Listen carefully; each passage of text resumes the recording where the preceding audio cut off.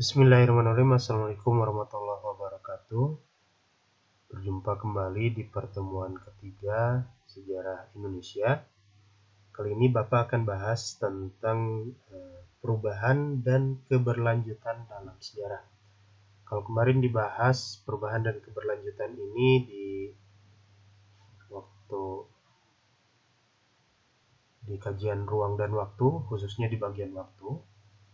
Nah, ini perubahan dan keberlanjutan kita bahas lebih lanjut. Oke.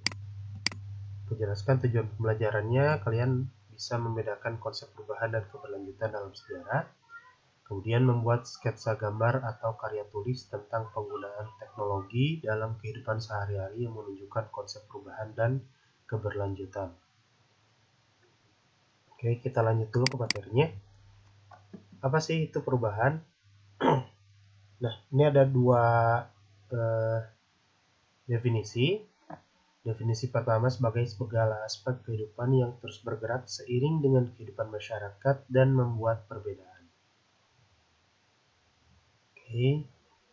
Nah, ini mungkin yang lebih relevan dengan kita.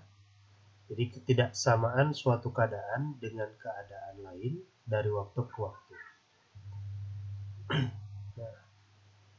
Nah, contohnya seperti di Indonesia, perubahan dari masa kolonial ke masa kemerdekaan. Jadi dulu Nusantara yang berjaya karena kerajaan-kerajaan besar, lalu datang masa penjajahan, para penjajah.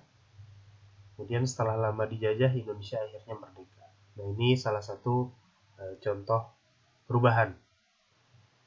Jadi ada perbedaan antara keadaan satu dengan keadaan lain, kemudian kehidupan yang terus bergerak seiring dengan kehidupan masyarakat.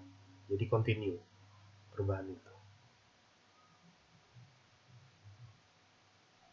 Oke.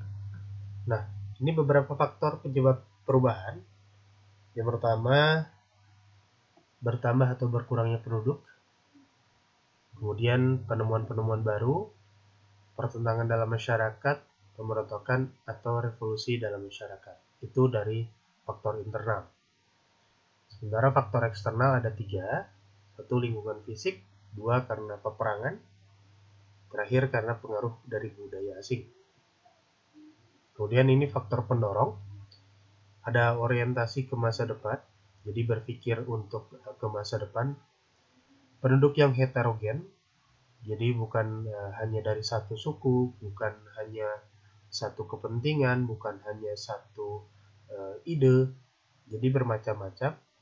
Kemudian sistem masyarakat yang terbuka, bisa menerima perubahan, kemudian bisa beradaptasi ke masyarakat yang terbuka. Kemudian sistem pendidikan yang maju tentunya. Nah, kita bahas ke keberlanjutan. Definisinya keadaan yang telah berlangsung lama. Keberlanjutan dalam sejarah merupakan rangkaian peristiwa di masa lalu, masa sekarang, dan masa depan yang tidak dapat dipisahkan satu sama lainnya. Nah, ini definisi dari keberlanjutan. Jadi kalau bahasa Inggrisnya continue. Nah, ini ada beberapa ahli mengungkapkan bahwa contohnya dari Ruslan Abdul Ghani, bahwa sejarah itu mempunyai 3 dimensi, yaitu penglihatan ke masa silam, penglihatan ke masa sekarang, dan penglihatan untuk masa depan. Ini sejalur atau sependapat kurang lebih dengan pendapatnya Arnold Toynbee. Jadi mempelajari sejarah adalah mempelajari masa lampau untuk membangun masa depan. Ini salah satu contoh yang terjadi di Indonesia, kasus korupsi, kolusi, nepotisme. Jadi kasus KKN ini bukan barang baru di Indonesia, sudah lama. Nah, untuk itu bangsa Indonesia perlu ibaratnya memberantas atau menghilangkan korupsi, kolusi, nepotisme ini di Indonesia, contohnya salah satunya kita membuat KPK di Indonesia, Komisi Pemberantasan Korupsi, karena untuk memberantas korupsi yang ada di Indonesia. Itu contoh kita belajar dari masa lalu untuk membangun masa depan. Ini keberlanjutan.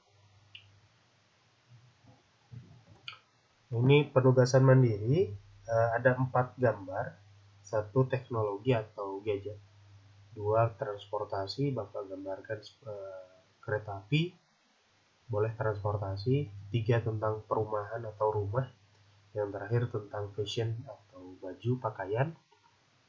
Kalian pilih dari salah satu gambar ini.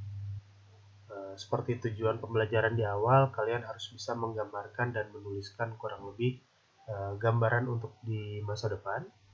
Kalian pilih salah satu, lalu gambarkan perubahan yang akan terjadi 10 tahun di masa yang akan datang.